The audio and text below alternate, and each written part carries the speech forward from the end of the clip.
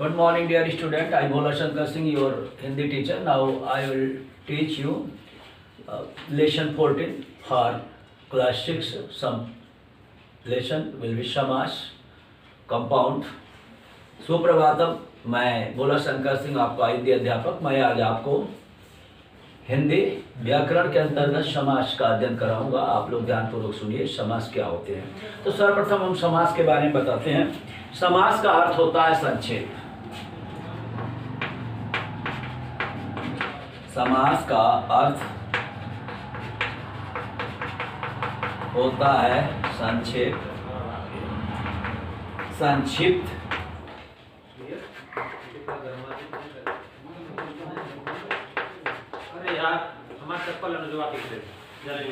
संक्षिप्त परस्पर संबंध रखने वाले,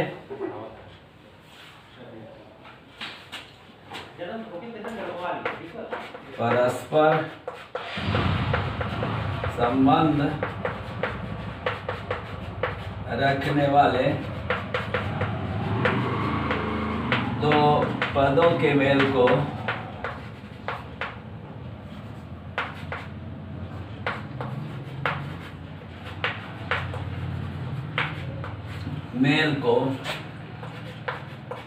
समास कहते हैं।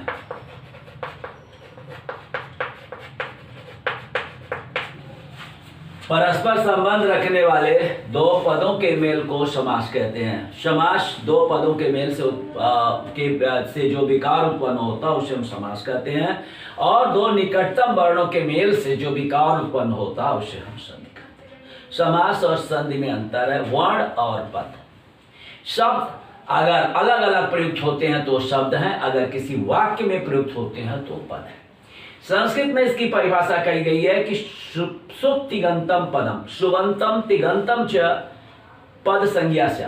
चिन्ह शब्द धातुओं के या शब्दों के अंत में शुप और तिंग, धातुओं के अंत में या शब्दों के अंत में शुप शब्दों के अंत में, धातुओं के अंत में जो ति प्रत्यय लगते हैं उससे पद बनते हैं। तो सुप और तिंग पदों के योग को जो बनते हैं उससे हम क्या कहते हैं, सब पद कहते हैं, और दो पदों के मेल से जो विकार उत्पन्न होता है उसे हम समास कहते हैं। तो आप लोगों को वर्ण, भाषा की सबसे छोटी इकाई है उसे हम वर्ण कहते हैं। इसमें स्वर, व्यंजन, अयुग्मा, संयुक्त व्यंजन आदि सब आते हैं। और पद शब्दों को जब वाक्य में प्रयोग किया जाता है तो पद हो जाते हैं। ये तो परस्पर संबंध रखने वाले दो पदों के मेल को समास कहते हैं। तो समास का अर्थ होता है संक्षेप या संक्षिप्त। इसके करने की विधि जो होता है उपसर्गों का प्रयोग, बीच के संबंधों का समाप्त कर देना, किसी अन्य का बोध कराना आदि के कारण समास उत्पन्न होते हैं। समास के प्रकार, समास के भेद। समास मुख्य रूप से 4 होते हैं, लेकिन वैसे 6 प्रकार के समास हैं आपके। तो समास में हम चलते हैं। पहले आपके कोर्स में है पहला समास तत्पुरुष समास। तत्पुरुष समास। दूसरा समास है तत्पुरुष के बाद कर्मधारय समास।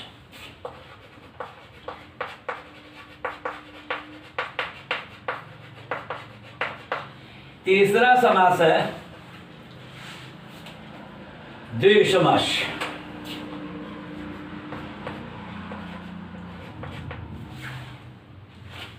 द्विगु समास। चौथा समास है द्वंद्व।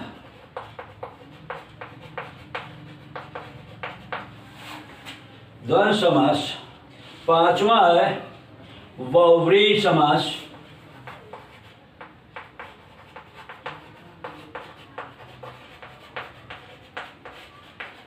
छठा समास है अव्ययी भाव,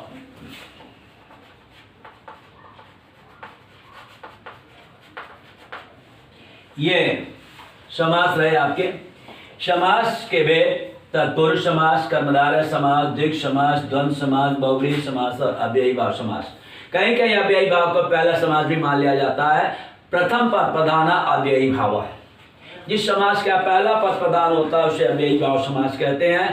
पहला पद अव्यय होता है, दूसरा संज्ञा या सर्वनाम होते हैं, संज्ञा होते हैं, तो उसके अनुसार ये पूरा पद अव्यय की तरह व्यवहार करने लगता है, इसलिए इसको अव्ययी भाव समास कहते हैं। तो ये पहला मान लिया जाता है। तो आपने देखा समास के भेद तत्पुरुष समास, कर्मधारय समास, द्विग समास, द्वंद्व समास, बहुव्रीहि समास और अव्ययी भाव समास, ये रहे समास के भेद। अब हम चलते हैं एक एक समास की विवेचना करेंगे। पहला समास ले लेते हैं जो आपका है तत्पुरुष समास है।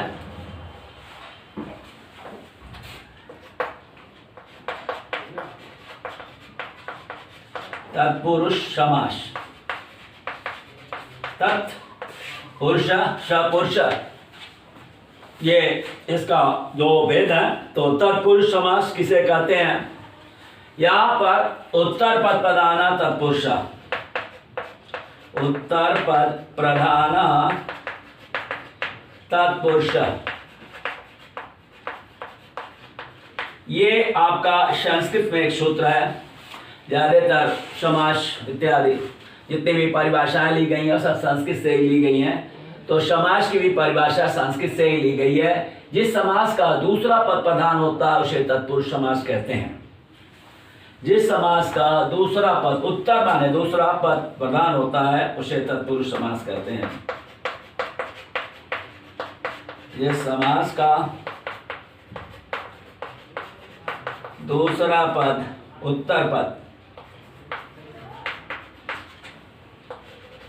प्रधान होता है उसे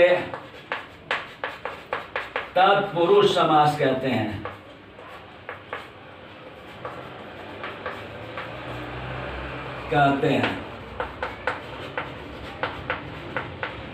जिस समास का दूसरा पद प्रधान होता है उसे तत्पुरुष समास कहते हैं। प्रथमा और संबोधन को छोड़ करके तत्पुरुष समास 6 प्रकार के होते हैं। कर्म, द्वितीय तत्पुरुष, तृतीय करण, फिर संप्रदान, अपादान, संबंध, अधिकरण। इस प्रकार से ये 6 प्रकार के तत्पुरुष होते हैं। तो जिसमें कर्म कारक के चिन्ह का लोप होता है वह कर्म द्वितीय होता है, फिर तृतीय, चतुर्थी, पंचमी, ऐसे ही उनके चिन्हों का लोप हो जाता है।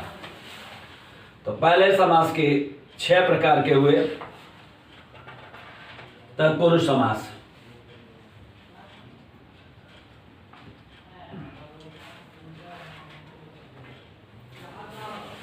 अब फल विक्रेता, पहला है फल विक्रेता।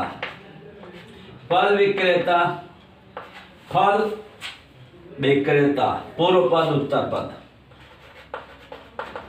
पूर्व पद उत्तर पद, और ये रहेंगे फल और विक्रेता। फल पहला पद पूर्व पद हो गया, विक्रेता दूसरा पद हो गया। इसमें विक्रेता प्रधान होता है, इसलिए यह सब हो गया द्वितीय तत्पुरुष, इसको कहते हैं तत्पुरुष समास। समास में तत्पुरुष, सब तत्पुरुष हैं। दूसरा है फल विक्रेता के बाद आता है मन चाह, मन से चाह, मन और चाह दूसरा पद है। समास विग्रह हो जाएगा मन से चाह, पूर्व और उत्तर पद मन से चाह, और ये हो जाएगा मन चाह। जेब खर्च,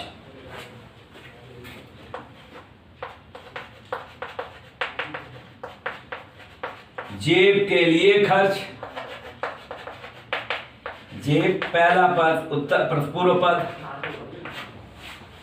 उत्तर पद हो जाएगा खर्च। राजपुत्र, राजा का पुत्र।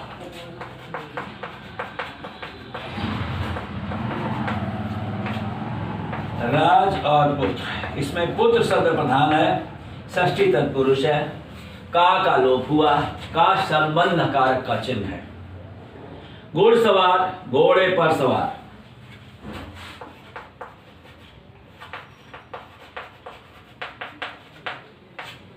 घोड़ और सवार, घोड़े पर सवार। इस प्रकार से ये कुछ इसके उदाहरण है। गृह प्रवेश, गृह में प्रवेश, तो ये सप्तमी रहा। और ऐसे ही अन्य उदाहरण है। वह समास जिसके समस्त पद का उत्तर पद प्रदान होता है उसे उत्तर पद प्रदान तत्पुरुष।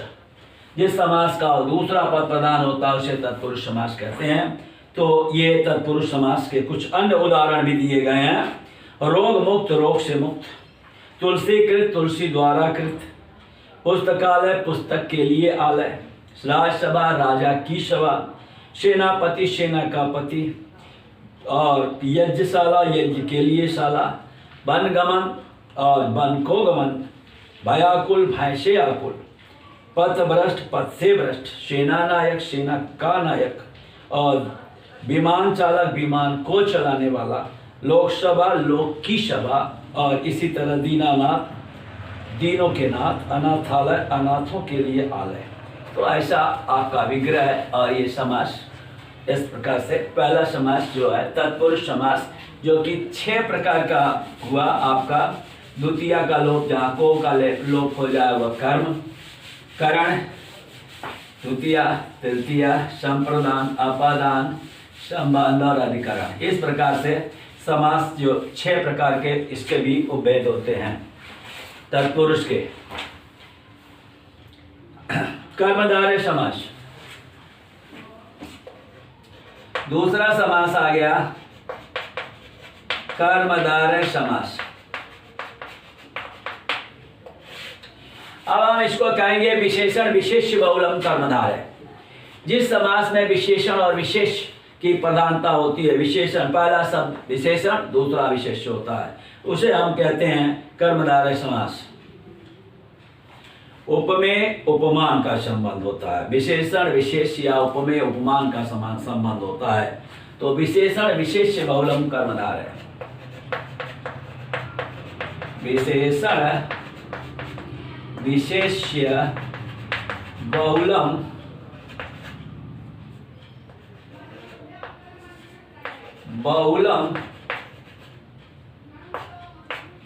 कर्मधारय।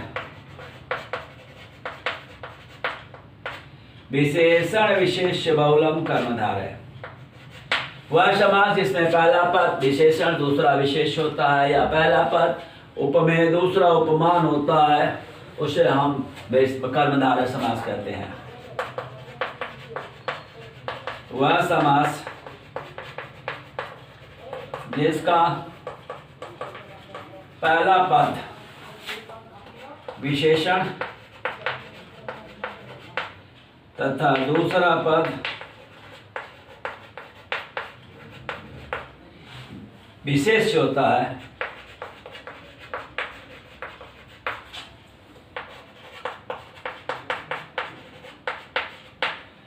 कर्मधारय समास कहलाता है।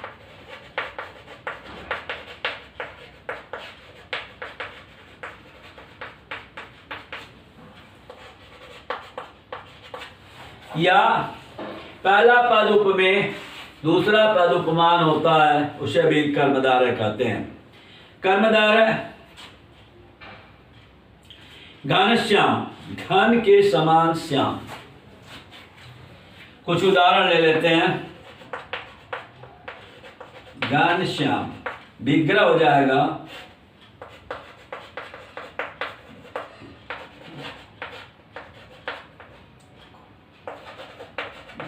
घन के समान श्याम, घना ही श्यामा। और यह हो जाएगा पहला विशेषण है, कैसा श्याम, घन के समान श्याम। तो ये हो गया विग्रह और ये समास हो गया क्या, कर्मधारय, कर्मधारय। दूसरा शब्द ले लेते हैं, घनश्याम महात्मा, महान है जो आत्मा,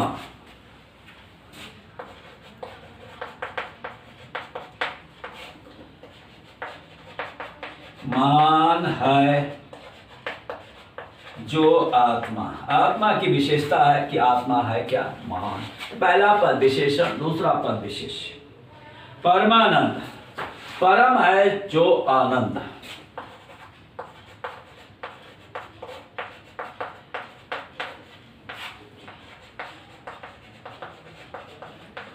जो आनंद। इस प्रकार से कुछ और भी हैं, जैसे पीतांबर, पीला है जो अंबर, देह लता, देह के समान लता, विद्यादान, विद्या के समान दान, चरण कमल, चरण के समान कमल, और वचनामृत, वचन रूपी अमृत, नील गाय, नीली है गाय जो गाय, मृग नयन, मृग के समान नयन, सज्जन, सत्य है जो जन, संसार सागर, संसार रूपी सागर, और श्वेत पत्र, श्वेत है जो पत्र। तो यह कुछ उदाहरण है, और ये कर्मधार है, विशेषण विशेष्य बहुलम कर्मधार है। वह समास जिसमें पहला पद विशेषण, दूसरा पद विशेष्य होता है उसे कर्मधारय समास कहते हैं। कर्मधारय समास का उदाहरण हमने दिया, घन श्याम, घन के समान श्याम, महात्मा, महान है जो आत्मा, परमानंद, परम है जो आनंद। इस प्रकार से कुछ और भी उदाहरण है, उसको आपने अध्ययन किया। अब चलते हैं तीसरे समास, द्विग समास की ओर।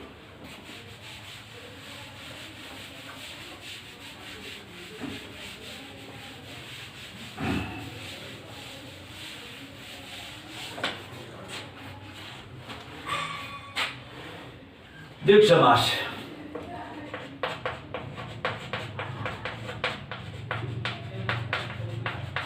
जैसा नाम से स्पष्ट है, द्विग संख्या पूर्वी दिगु। सूत्र है संख्या पूर्वी दिगु।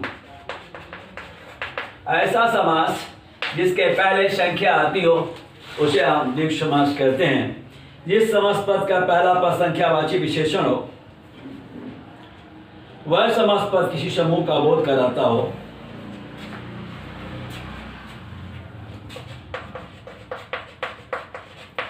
जिस समास का पहला पद संख्यावाचक विशेषण हो,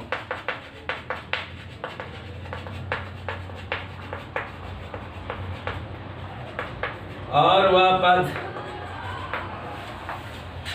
वह समस्त पद किसी समूह का बोध कराता हो। समस्त पद मतलब समास किसी समूह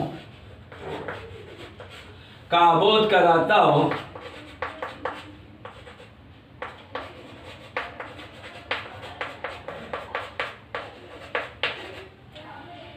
द्विग समास कहते हैं। द्विग समास कहते हैं संख्या पूर्वी द्विगु। और इसके कुछ उदाहरण हैं, चतुर्भुज, चार भुजाओं का समाहार, पंच तत्व, पांच तत्वों का समूह,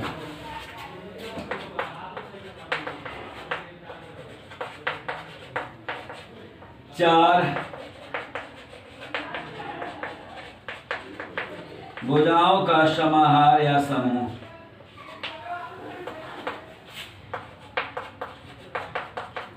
पंच तत्व,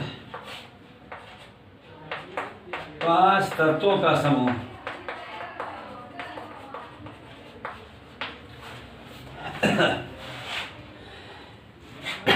पंजाब, पांच आबों का समूह,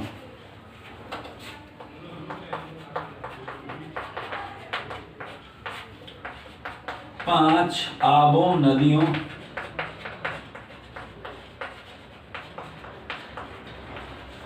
का समूह। इस प्रकार से ये संख्या पूर्वी द्विगु रहा। तो ये आपका तीसरा समास आपने पढ़ा, द्विग समास। अन्य उदाहरण भी हैं इसके, त्रिवेणी, तीन बेड़ियों, नदियों का समूह, त्रिलोक, तीनों लोकों का समूह, ऐसा अठन्नी, आठ आनों का समूह, शताब्दी, 100 वर्षों का समूह, चारपाई, चार पैरों का समाहार, नवग्रह, नौ ग्रहों का समूह, सप्तर्षि, 7 ऋषियों का समूह, ऐसा। अब हम चलते हैं अगले समास द्वंद्व समास की ओर।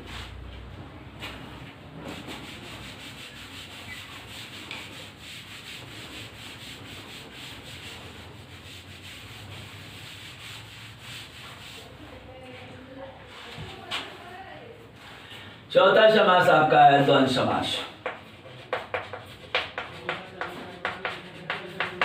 इसमें होता है उभय पद प्रधान द्वंद्व, चार थे द्वंद्व।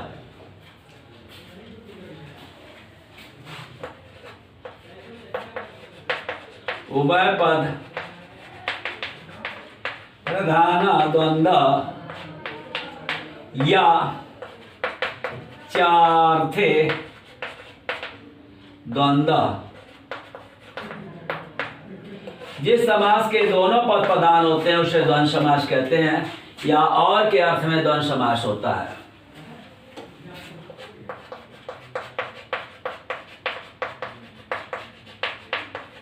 जिस समास के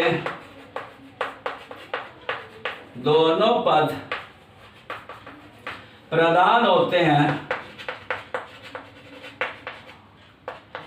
उसे द्वंद्व समास कहते हैं।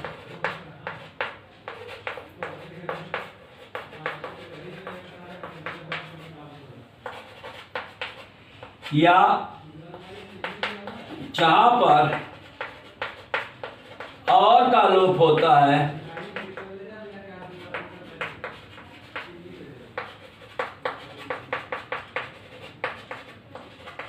उसे द्वंद्व समास कहते हैं।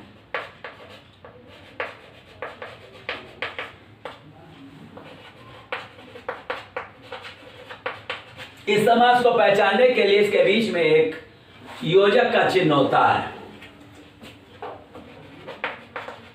इनके बीच में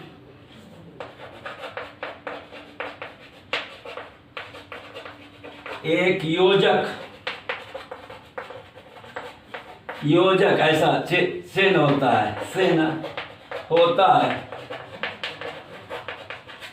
यह इसमें द्वंद्व, सुख दुख, हानि लाभ, जीवन मरण और यश अपयश, ऐसे यश और अपयश, सुख और दुख, हानि और लाभ, ऐसे और का ही लोप होता है इसमें। तो राम कृष्ण, राम और कृष्ण, ऐसे इसके उदाहरण है।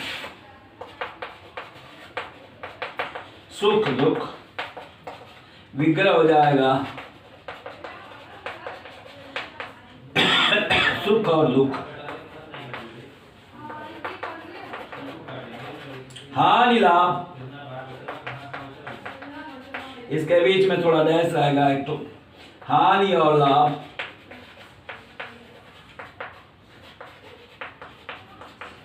यश अपयश, तो क्रय विक्रय, क्रय और विक्रय, अपना पराया, भाई बहन, आजकल, ये सब इसका उदाहरण है। तो ये सबसे आसान है, ये बहुत ही अच्छा इसका पहचान है कि इसमें एक योजक चिन्ह लगा होता है और दोनों पद बराबर महत्व के होते हैं, इसलिए दोनों समान रूप से महत्वपूर्ण होते हैं। अब सबसे महत्वपूर्ण समास की ओर चलते हैं जो कि बहुव्रीहि समास है। पांचवा समास है आपका बहुव्रीहि समास। बहुव्रीहि समास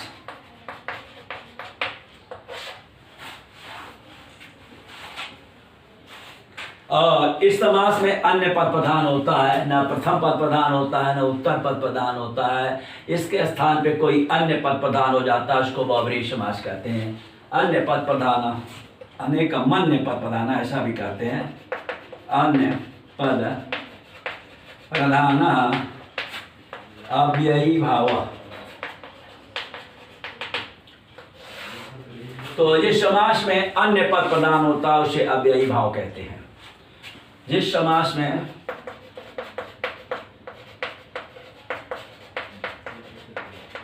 ना तो प्रथम पद पूर्व पद, ना तो उत्तर पद प्रधान होता है, उसके स्थान पर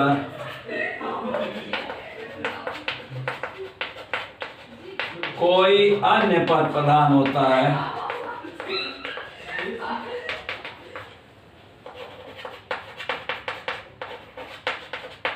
उसे अव्ययी भाव समास कहते हैं। उसे बहुव्रीहि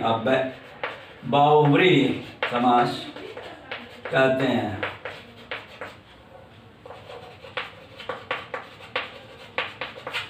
बहुव्रीहि समास में अन्य पद प्रधान होता है, न प्रथम पद न उत्तर पद, कोई अन्य पद प्रधान होता है उसे बहुव्रीहि समास कहते हैं। अनेक अन्य पद प्रधान है बहुव्रीहि समास। बहुव्रीहि तो बहुव्रीहि में उदाहरण लेते हैं चतुर्मुख, ये चार हैं मुख जिसके, अर्थात ब्रह्मा।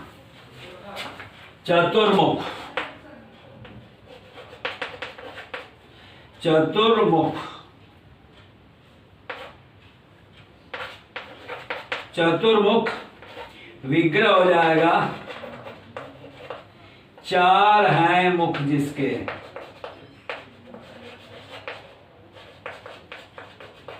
ऐसा कौन व्यक्ति है? तुरंत हमें ब्रह्मा का आभास हो जाएगा, ब्रह्मा। इसी तरह है निशाचर, रात में विचरण करने वाला राक्षस। निशा माने रात में, चर माने विचरण करने वाला, रात निशा में चर कचरण करने वाला, निशा में विचरण करने वाला, निशा में विचरण करने वाला।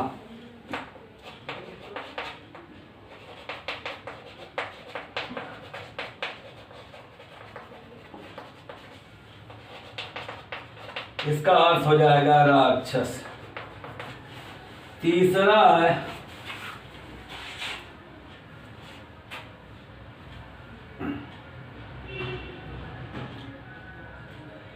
चक्रधर, चक्र को धारण करने वाला अर्थात विष्णु।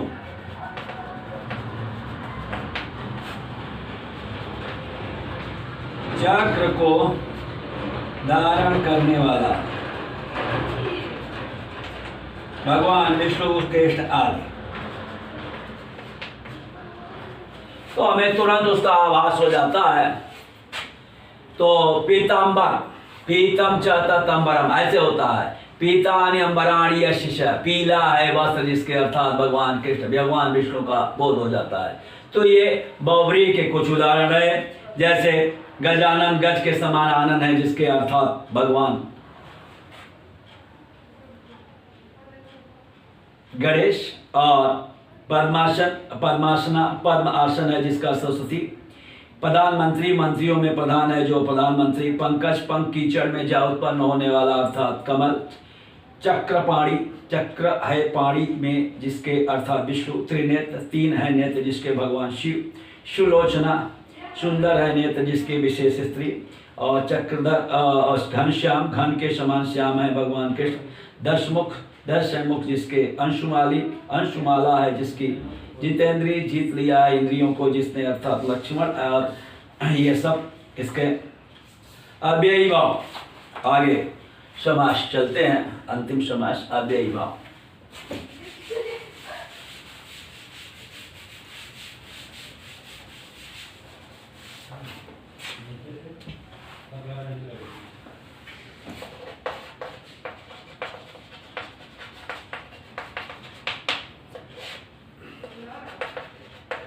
प्रथम पद प्रधाना अव्ययी भाव। जिस समास का पहला पद प्रधान होता है उसे अव्ययी भाव समास कहते हैं।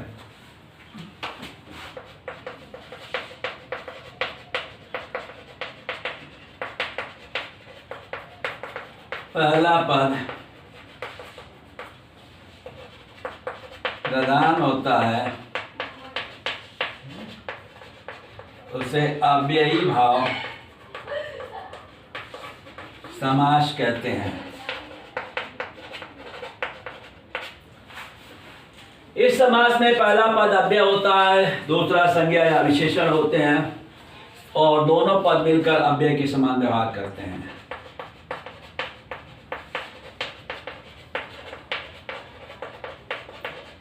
पहला पद अव्यय होता है तथा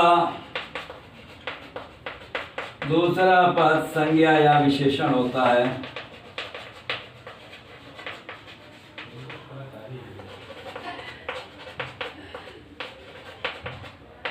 दोनों पद मिलकर अव्यय के समान व्यवहार करने लगते हैं। अव्यय के समान व्यवहार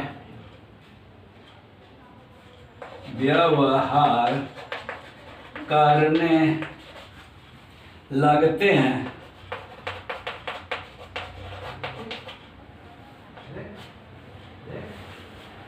जो पद अव्यय ना हो अव्यय की तरह भाव करने लगे, व्यवहार करने लगे, उसे अव्ययी भाव कहते हैं। इसमें पहला पद अव्यय होता है, जैसे प्रतिवर्ष, प्रतिवर्ष, प्रत्येक वर्ष।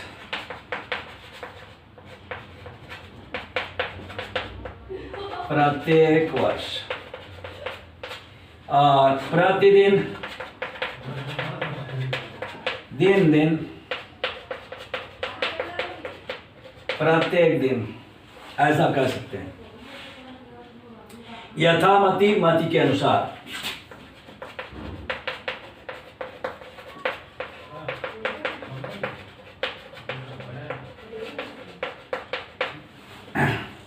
यथाशक्ति, शक्ति के अनुसार।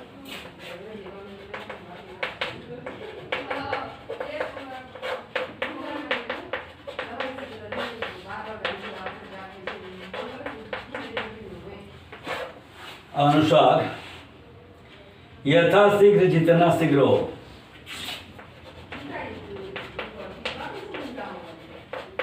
जितना शीघ्र हो।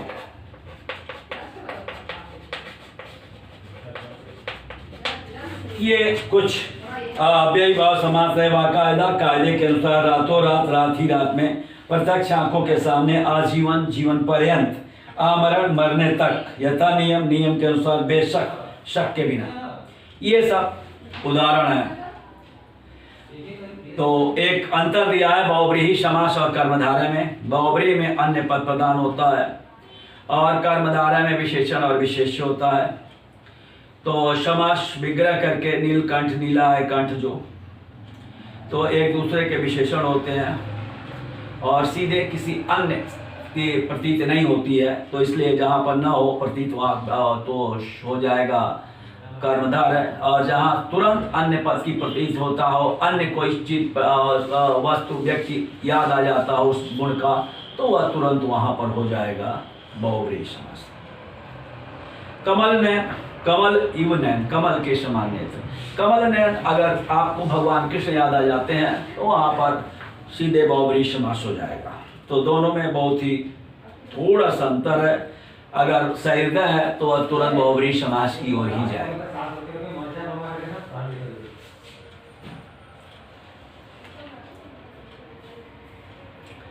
तो ये रहे आपके समास।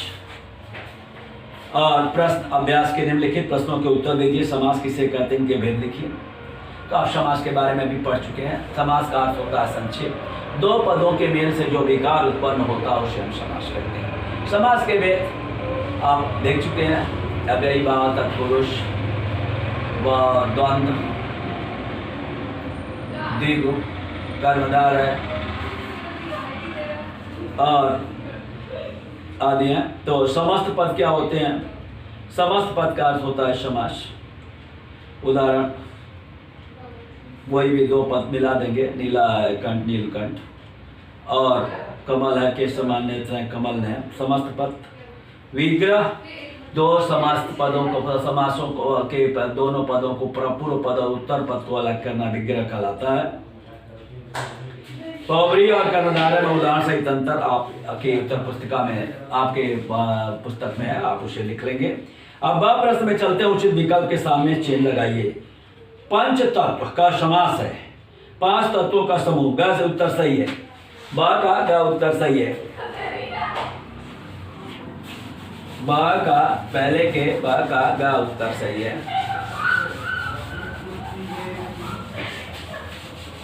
पहले के बा का गा उत्तर सही है।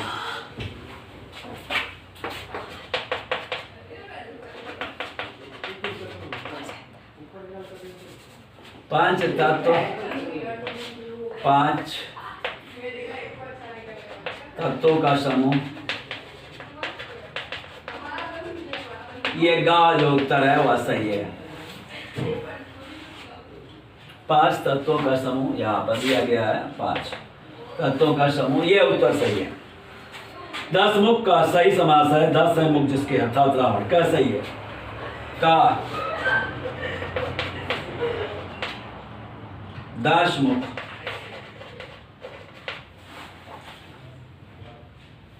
10 है मुख जिसके, अर्थात रावण।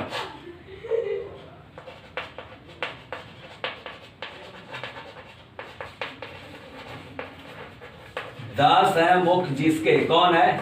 रावण। और इस प्रकार का उत्तर ही इसका सही है। तीसरा, 3 लोकों का समाहार, समास विग्रह का समासिक भेद है। 3 लोकों का समाहार, तो समाहार द्विगु है और द्विगु समास, ख सही है। तीसरा का ख, ये द्विगु समास है। और मृग नयन, मृग के समान नेत्र हैं जिसके, कर्मधार है।